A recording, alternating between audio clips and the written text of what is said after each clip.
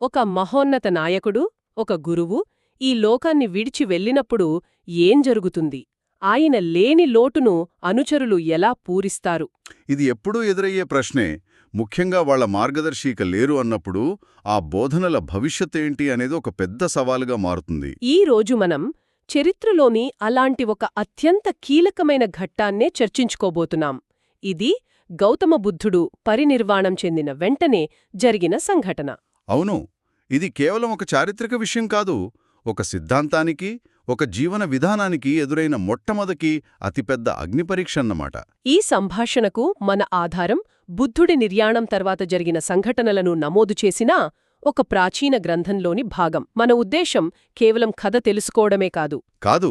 ఆ కథ వెనుకున్న మానవ స్వభావం, వాళ్ల స్పందనలు, వాటిని అర్థం చేసుకోవాలి. మానసిక స్థితులు, అన్నింటికన్నా ముఖ్యంగా ఒకే ఒక్క అనుకోని వ్యాఖ్య ఆ బోధనలను వేల సంవత్సరాలు నిలిచి ఉండేలా ఎలా చేసిందో లోతుగా విశ్లేషించడం. సరే, ఇక ఈ విషయాన్ని కొంచెం లోతుగా చూద్దాం. తప్పకుండా. ముందుగా ఆ పరిస్థితిని ఒక్కసారి ఊహించుకుందాం. చెప్పండి, అసలు ఏం జరిగిందక్కడ?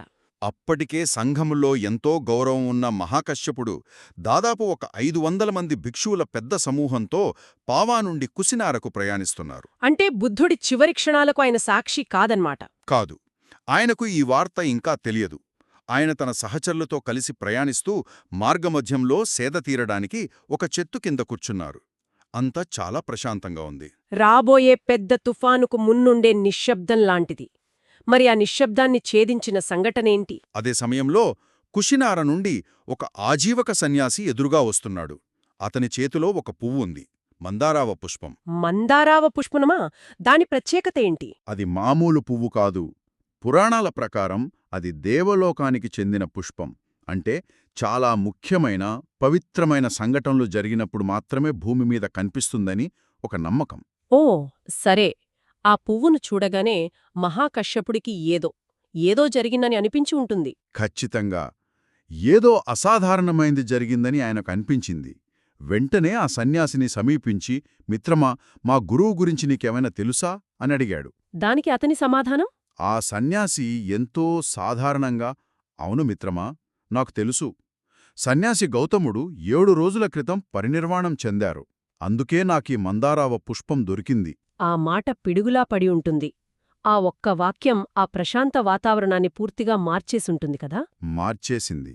అక్కడున్న 500 మంది భిక్షువులు ఆ వార్తను ఎలా స్వీకరించారన్నదే అసలు కథ. ఇక్కడే అసలు విషయం మొదలవుతుంది. వారిలో ఎన్ని రకాల ప్రతిస్పందనలు కనిపించాయి? స్పష్టంగా మూడు విభిన్నమైన ప్రతిస్పందనలు.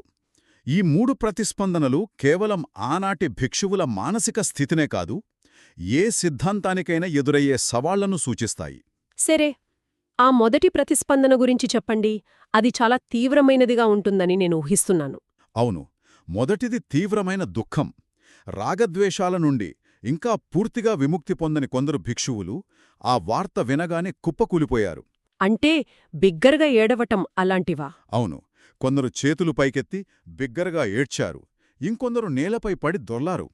భగవానుడు ఎంత త్వరగా పరినిర్వాణం చెందారు, సుగతుడు ఎంత త్వరగా వెళ్ళిపోయారు, లోకానికి కన్నులాంటివారు ఎంత త్వరగా అదృశ్యమయ్యారు అని విలపించారు. ఇది చాలా మానవ సహజమైన ప్రతిస్పందన. తమకు సర్వస్వమైన గురువు ఇక లేరనే వార్తను తట్టుకోవడం ఎవ్వరికైనా కష్టమే కదా. వారి దుఃఖంలో గురువుపై వారికున్న గాఢమైన అనుబంధం కనిపిస్తోంది. నిజమే. వాళ్ళ ఆధ్యాత్మిక ప్రయాణంలో వారు ఏ స్థాయిలో ఉన్నారో ఇది సూచిస్తోంది. వారు ఇంకా బంధాల నుండి పూర్తిగా బయటపడలేదు. వాళ్లు బుద్ధుడిని ఒక భౌతిక రూపంగా చూశారు. ఆ రూపం దూరమవడం వారిని తీవ్రంగా కలచివేసింది. సరిగ్గా. ఇది అనుబంధం నుండి పుట్టిన దుఃఖం. వారి దృష్టిలో గురువు లేకపోతే వారికి మార్గం చూపేవారు లేరు. వారి ప్రపంచం శూన్యమైపోయింది. అయితే అందరూ ఇలాగే స్పందించలేదు. దీనికి పూర్తి విరుద్ధమైన రెండో ప్రతిస్పందన కూడా ఉంది. అదేమిటి? అవును, ఆ సమూహంలోనే రాగద్వేషాల నుండి పూర్తిగా విముక్తి పొందిన భిక్షువులు, అంటే అర్హులు కూడా ఉన్నారు. వాళ్ళు ఏమాత్రం చలించలేదా? ఏమాత్రం చలించలేదు, దుఃఖించలేదు. పూర్తి సంయమనంతో, ఎరుకతో ఉన్నారు. వారు ప్రశాంతంగా తోటి భిక్షువులతో ఇలా అన్నారు: అన్ని సంస్కారాలు అనిత్యమైనవి. అన్ని సంస్కారాలు అనిత్యమైనవి. అవును, పుట్టినది, ఉనికిలోకి వచ్చినది పతనం కాకుండా ఎలా ఉంటుంది? అది అసాధ్యం కదా అని వాళ్లకు నచ్చజెప్పే ప్రయత్నం చేశారు. ఈ మాటలు వినడానికి కొంచెం కఠినంగా, భావోద్వేగాలు లేనట్లుగా అనిపిస్తాయి. తమ గురువు మరణిస్తే వాళ్లు తత్వశాస్త్రం మాట్లాడుతున్నారేమిటి అనిపిస్తుంది. మంచి పాయింట్. బయటివారికిది కాస్త అమానవీయంగా అనిపించవచ్చు. కాని వారి కోణం నుండి చూస్తే ఇది వాస్తవికతను ఉన్నది ఉన్నట్లుగా చూడటం. వారి ప్రతిస్పందన బుద్ధుడి బోధనలకే అద్దం పడుతుంది. అనిత్యత అనే సూత్రాన్ని వాళ్లు పూర్తిగా జీర్ణించుకున్నారన్నమాట. జీర్ణించుకున్నారు. వారి దృష్టిలో బుద్ధుడి భౌతిక శరీరం కూడా ఒక సంస్కారమే. అంటే అనేక కారణాల వల్ల, అనేక పరిస్థితుల వల్ల తాత్కాలికంగా ఏర్పడిన ఒక రూపం. దాన్ని ఒక నీటి బుడగతో పోల్చవచ్చు. ఏ క్షణంలోనైనా పగిలిపోవడానికి సిద్ధంగా ఉంటుంది. ఆ నిజాన్ని వాళ్లు చూశారు. అందుకే వాళ్లు దుఃఖించలేదు. ఇది జ్ఞానం నుండి పుట్టిన ప్రశాంతమైన అంగీకారం. సరిగ్గా.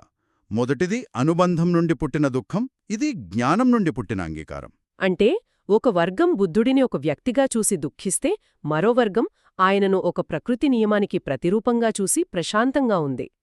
చాలా పెద్ద తేడా. అయితే ఇక్కడితో కథ అయిపోలేదు. మూడో ప్రతిస్పందనొచ్చింది.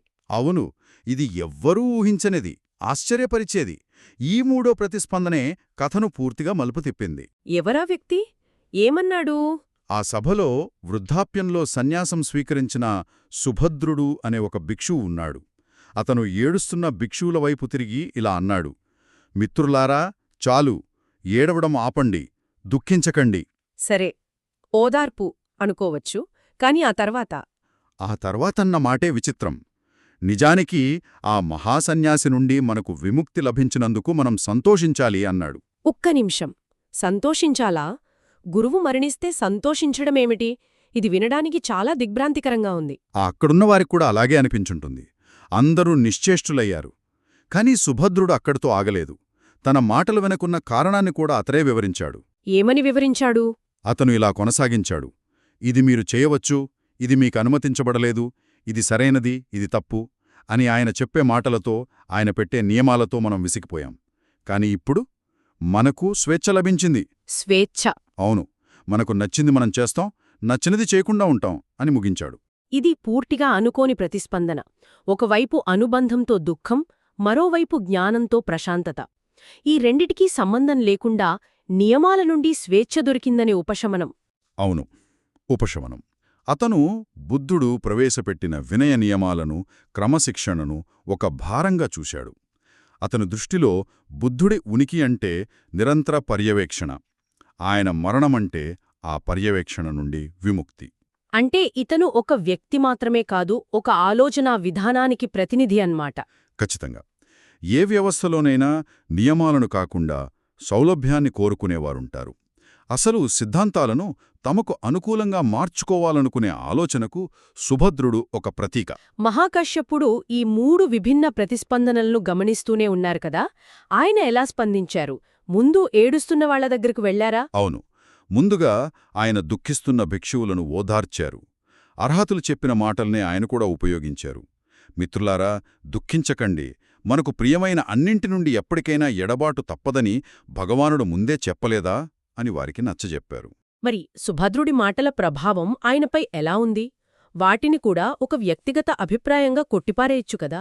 లేదు, అక్కడే మహాకశ్యపుడి దూరదృష్టి కనిపిస్తుంది. దుఃఖిస్తున్న వారి ప్రతిస్పందన అర్థం చేసుకోదగినది, ప్రశాంతంగా ఉన్న అర్హతుల ప్రతిస్పందన ఆదర్శప్రాయమైనది. కాని సుభద్రుడి మాటలు ప్రమాద ఘంటికలు మోగించాయి. సరిగ్గా. అవి కేవలం ఒక వ్యక్తి అభిప్రాయాలు కావు, అవి భవిష్యత్తుకొక హెచ్చరిక. బుద్ధుడు లేని సమయంలో సుభద్రుడిలాంటి వారు సంఘాన్ని, బోధనలను ఎలా నీరుగార్చగలరో మహాకశ్యపుడు ఒక్క క్షణంలో గ్రహించారు. అంటే ఒక ప్రతికూల వ్యాఖ్య వల్లే ఇంత పెద్ద సానుకూల పరిణామం జరిగిందా? ఇది నమ్మశక్యంగా లేదు. నిజమే. సుభద్రుడి మాటలు వినక ముందు వరకు మహాకశ్యపుడి దృష్టి బోధనల సారాంశంపై ఉంది. కాని ఆ మాటలు విన్న తరువాత బోధనల రూపాన్ని కూడా కాపాడటం ఎంత ముఖ్యమో ఆయనకు అర్థమైంది. రూపాన్ని కాపాడటమంటే? అంటే ధర్మాన్ని, వినయ నియమాలను వక్రీకరించే ప్రమాదమూ ఉందని ఆయనకు స్పష్టమైంది. ఈరోజు ఒక సుభద్రుడు ఇలా మాట్లాడితే రేపు 10 మంది మాట్లాడవచ్చు. కొద్ది కాలంలోనే అసలు బోధన కనుమరుగైపోతుంది. ఇక్కడ ధర్మం, వినయం అంటున్నారు కదా. అంటే అసలు సిద్ధాంతాలు, ఆచరించాల్సిన నియమాలు, ఈ రెండిటి గురించా? అవును.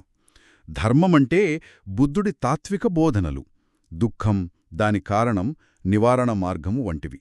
వినయమంటే భిక్షువుల సంఘం పాటించాల్సిన నైతిక నియమావళి. ఒకటి ఆత్మ, మరొకటి శరీరం లాంటివి. అద్భుతంగా చెప్పారు. సుభద్రుడిలాంటివారు శరీరాన్ని, నియమాలను నిరాకరిస్తే ఆత్మ సిద్ధాంతం కూడా నిలబడలేదు. ఈ ప్రమాదాన్ని మహాకశ్యపుడు పసిగట్టారు. ఆ గ్రహింపు దేనికి దారితీసింది? అదే బహుశా మొదటి ధర్మసంగతికి, అంటే మొదటి సభకు నాంది పలికిందా? ఖచ్చితంగా. ఆ క్షణంలోనే మహాకశ్యపుడొక చారిత్రక నిర్ణయం తీసుకున్నారు. బుద్ధుడే బోధనలను భవిష్యత్ తలాలకు స్వచ్ఛమైన రూపంలో అందించాలంటే వాటిని అధికారికంగా అందరి సమక్షంలో క్రోడీకరించాలి.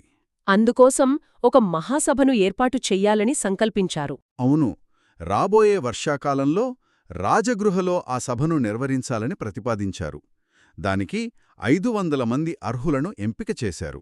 ఆ సభ ముఖ్య ఉద్దేశ్యాలు ఏమిటి? ప్రధానంగా 2. 1.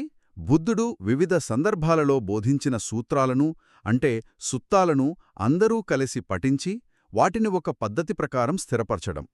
దీనికి బుద్ధుడికి అత్యంత సన్నిహితుడైన ఆనందుడిని ప్రధానంగా ఎంచుకున్నారు. ఎందుకంటే ఆయనకు అద్భుతమైన జ్ఞాపకశక్తి ఉండేదని విన్నాను. అవును. ఇక 2వది భిక్షువులు పాటించాల్సిన వినయ నియమాలను నిర్ధారించడం.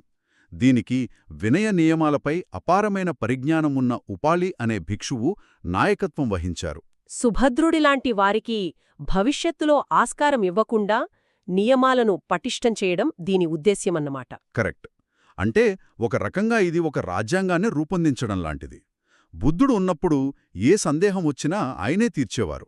ఇప్పుడు ఆ స్థానంలో క్రోడీకరించిన ధర్మం, వినయముంటాయి. అంటే అధికారాన్ని ఒక వ్యక్తి నుండి ఒక సిద్ధాంతానికి బదిలీ చేసే ప్రక్రియ. సరిగ్గా అదే. చూశారుగా, ఒకే సంఘటనకు ఎంత లోతైన అర్థాలున్నాయో. గురువుపై అనుబంధంతో కలిగిన దుఃఖం, అనిత్యతను అర్థం చేసుకున్న వారి నుండి వచ్చిన ప్రశాంతత, ఇంకా నియమాల నుండి స్వేచ్ఛ కోరుకున్న వ్యక్తి నుండి వచ్చిన ఉపశమనం. ఆశ్చర్యకరంగా ఈ 3వ ప్రతికూల ప్రతిస్పందనే ఆ బోధనలో ఒక వ్యవస్థగా ఏర్పడి వేల సంవత్సరాలు నిలబడటానికి కారణమైంది. దీని ద్వారా స్పష్టమయ్యేది ఏమిటంటే, బుద్ధుడికి అసలైన వారసుడు ఒక వ్యక్తి కాదు, ఆయన బోధించిన ధర్మం మాత్రమే. అవును. మహాకశ్యపుడు ఈ నిజాన్ని గ్రహించి వెంటనే చర్య తీసుకున్నాడు. ఆ మొదటి సభ ఆ ధర్మాన్నే అధికారికంగా మార్గదర్శిగా నిలబెట్టే ప్రయత్నం. ఇది కేవలం బోధనలను భద్రపరచడం కాదు, నాయకత్వాన్ని ఒక భౌతిక రూపం నుండి శాశ్వతమైన సూత్రాలకు బదిలీ చేయడం. శరీరం నశించినా బోధన శాశ్వతంగా ఉంటుంది అనే భావనకు ఇది పునాది వేసింది. అవును. నియమాలు, గ్రంథాల ద్వారా ఒక తత్వాన్ని, దాని రూపాన్ని భద్రపరచవచ్చు. కాని దాని అసలైన స్ఫూర్తిని, దాని అంతరార్థాన్ని ఒక తరం నుండి మరో తరానికి ఎలా అందించగలరు? మొదటి సభ ఏమిటి అనే ప్రశ్నకు సమాధానమిచ్చింది. కాని ఎలా అనే సవాలు ఎప్పుడూ కొనసాగుతూనే ఉంటుంది. ఇది చాలా ముఖ్యమైన ప్రశ్న. బహుశా దుఃఖంలో ఉన్న భిక్షువులకు, ప్రశాంతంగా ఉన్న అర్హులకు మధ్య ఉన్న తేడా ఇదే కదా. ఒకరు రూపాన్ని పట్టుకుని ఆగిపోయారు, మరొకడు సారాన్ని